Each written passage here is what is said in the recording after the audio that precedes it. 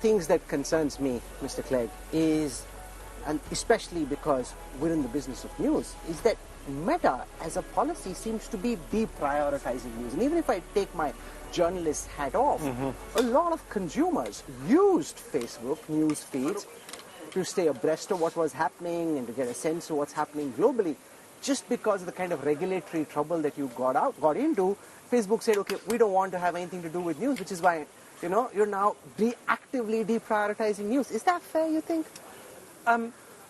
If you want to find news, if you want to share news on Facebook, you can do so. There's absolutely nothing stopping you from do so. And by the way, if you're a news publisher, which is the case on a huge scale around the world, if you want to reach your readers through Facebook, you can do that. And the vast majority, over 95% of news links on Facebook are posted there by the publishers themselves, by the newspapers themselves, because they have worked out that it's a great way of none of that. We don't want to impede any of that. That's great. It's just that the more we listen to the feedback from people who use our services around the world, we have seen a very discernible pattern, particularly in recent years, that people don't want their experience to be overwhelmed by news. Look, the vast majority of people go to Facebook for non-political, non-news reasons, to, share pictures of their latest holiday, to organise a Facebook group for their daughter's football team, to share, video of their barbecue. I mean, it's family, it's friends, it's fun, it's inspiring.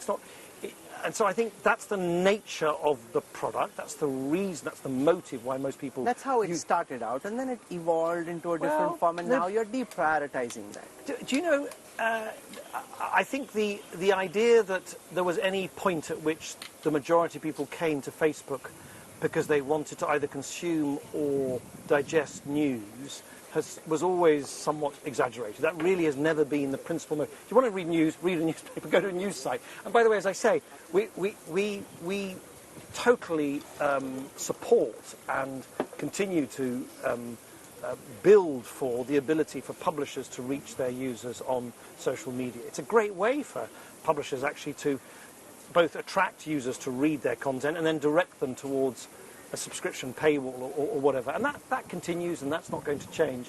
But do we want to be in the business of artificially boosting news and kind of promoting news when our users tell us that's really not the main motivation why they come to us? It would be very odd for us as a business to do something which is not consistent with what our users tell us they like about the product. We're seeing a global debate now about big tech and whether big tech needs to pay media organizations for the use of articles. We've seen in Canada, Meta say, okay, we don't want to have anything to do with this, we're out. As this debate plays itself out globally, how do you see what's happening in Australia, demands being made in India, elsewhere? How do you see this play out? I think you have to start with, dare I say it, you have to start with reality. What actually happens to news and the content from news publishers on social media? Is it to our benefit, Facebook's benefit, and the detriment of publishers, or is it to the benefit of publishers? And the evidence, by the way, is overwhelming. And there's been study after study after study. It's very simple. News publishers put their news links on Facebook. We don't do that. We don't do that. We don't, and nor, by the way, we don't scrape news. We're not a search engine, so not like Google. We don't have to scrape news headlines for snippets on search or anything. So news publishers put their links onto Facebook. Thank you very much. Thank you. They put. Kya hai ye? Lemon soda. It's like an Indian version of Nimbu Pani. Hopefully you like it. Yeah. Thank you. The news publishers put their content, their links onto Facebook. That attracts users. They then can redirect their users to their subscription paywall. That's how they earn money. So the value flows to the publishers. We don't look for news. We don't scrape news. We don't ask for it. We don't particularly need it or want it.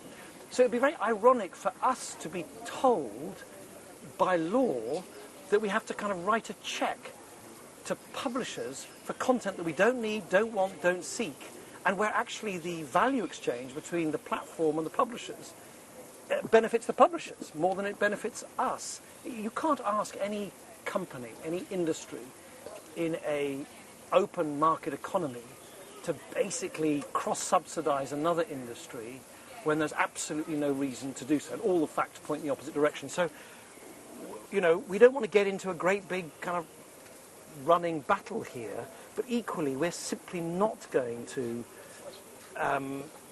you know, just accept that we have to start writing checks to, you know, other industries when in fact they benefit from posting their own content voluntarily onto our platform.